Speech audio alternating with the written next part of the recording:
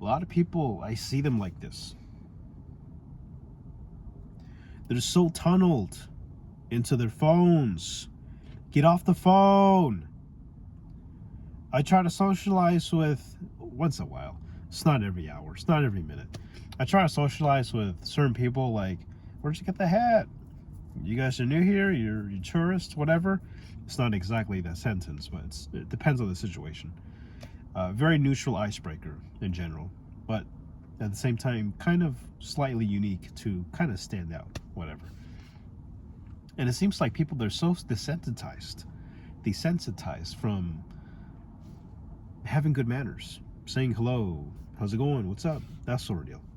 Or is it just me, just observing, the bad pool of people who are just stuck on their phone? Maybe I'm projecting. So, being away from YouTube for the majority, Instagram, I'm kind of teetering back and forth plenty because so many people, they send me reels and messages and funny pictures, whatever, memes. But there's such a big penalty for if you're so invested in the stupid ass phone. It downregulates your socializing repertoire, if I use that correctly. And being so submissive to all the content that comes to your phone, dude, you're a slave. You've enslaved your attention span, you've enslaved your time, everything. You are the product. You're seeing all these different ads and all these, the Google, YouTube, Facebook, whatever, they're making money off of your attention. Where you could be investing that half hour, that 3 hours reading a book, learning how to drive a motorcycle, let's say, reading a handbook to like a CDL license or whatever. Excuse me. There's no editing here. I've been having sinus for like since yesterday, man. Ridiculous. This weather just like abrupted like a sinus flu-like situation with me. Excuse me. So anyways, sorry for the mess. Sorry. It's just so kind of disturbing of even those of you who are dating. You've been just blasted with some form of hatred from the opposite sex. Oh, if he doesn't make six figures, if she doesn't cook, if he doesn't blah blah blah. Cheesecake Factory, if he doesn't take me there the first time, what the fuck am I doing here? If she likes the color purple or has green hair, red flag, this and that. You're just getting blasted by this useless bits of points and digital trendy bullshit that's like dictating your life on how to encompass your moves throughout life, to make a decision.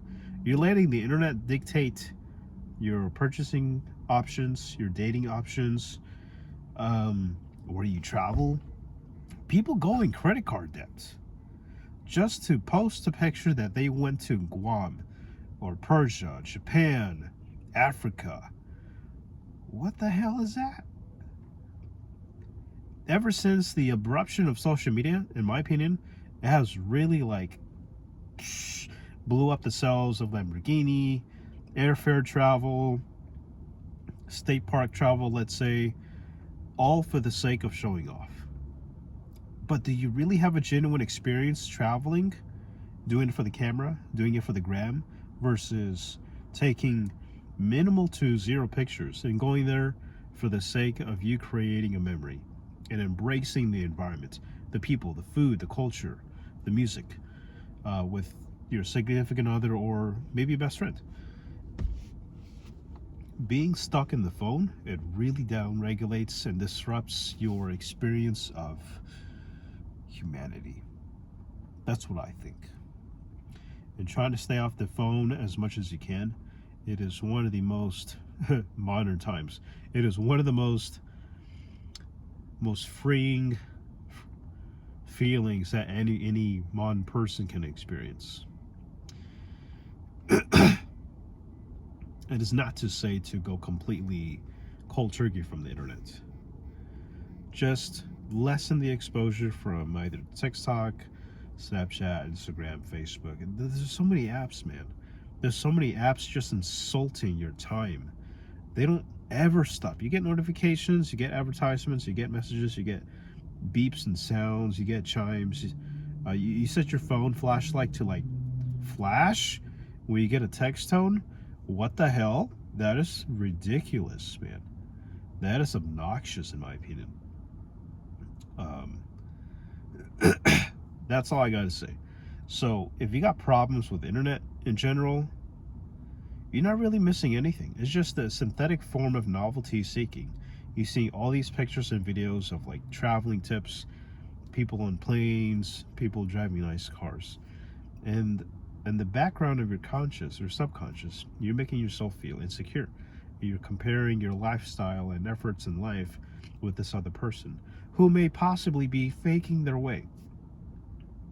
They're on an airplane with a synthetic background and they pay maybe $55 or $125 to do a photo shoot for like 15 minutes to pretend that they are on a private plane heading to Shanghai, Africa, Tokyo. What a sad set of standards that we have calibrated into because of the digital world. Now, what should I do? What should you do? Offline, read a book. Listen to people who have real problems, who have no friends, who have little to no family, no contact with their family for like 10, 15, 30 years. There's people that exist like that. And you're moaning about slow Wi-Fi at your house, Uber Eats messed up your order. Dude, there's some genuinely sad people who would love to have your company and chat with them and have them talk about their lives to you for like 20 minutes. You might make their year. You might make their life. Respectively, if they have maybe not much time left on this planet. I assure you not. There's some people who you don't know when they're gonna pass. And they're just waiting for just one genuine good listener, not a genuine soul. You know, you don't have to be perfect to like communicate with anyone to give a shit about them. Excuse me. Horrible, stupid sinus. So, being even momentarily a friend to someone, it is one of the best duties that anyone can accomplish. Lend your attention and ears to someone who really needs it. There's a lot of lonely people out there without being stuck in the digital form. How sick is that? It's not just people who are obsessed on the internet and YouTube. They're like, I have no friends, I'm lonely, la, la, la. Dude, there's people offline who are struggling with mental illness, with the crisis of not having a friend. I saw an article in before I end this video, I saw an article on, I think it was a booklet of a Reader's Digest. For those of you like 30, 40 years old and up, you know what I'm talking about. Reader's Digest. There was a page where there's kind of a common occurrence where elderly people, they call the police just to talk to someone. Doesn't that make you sad?